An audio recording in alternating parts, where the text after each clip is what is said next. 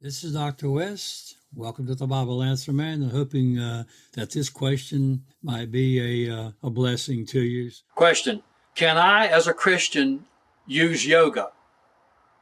This would not have been a pronounced question probably until 10 or 15, 20 years ago, but it's becoming more and more prevalent as more and more people are getting into yoga, and it's being incorporated more and more into the business world.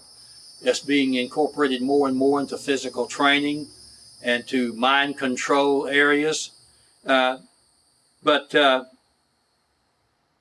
yoga, we have to remember, yoga is an extension of the Hindu practices and religious practices. And I'm absolutely convinced that yoga has attached to it, whether a person recognizes it or not, a demonic influence and satanic influence through that. So I firmly believe that when you get involved and you start calling it yoga and the practice of yoga, you may think it's harmless, but I believe it's energized by demonic forces and satanic forces, and you're opening yourself up to a religious practice versus not just a mental assent or a mental process or a physical exercise and control. So I would say no Christian should be involved in the practice of yoga.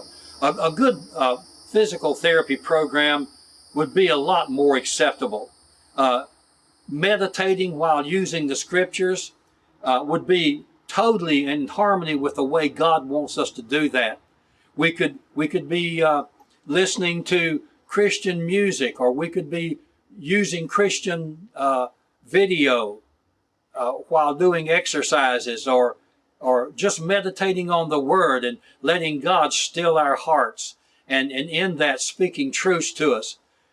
But I know it sounds subtle, and Satan brings a lot of subtlety into things, but stay away from yoga and stay away from the practices of yoga, whether it's in the workplace or in the home. A lot of people are deceived by it, but I think that if you do that, you're going to pay a price for that ultimately.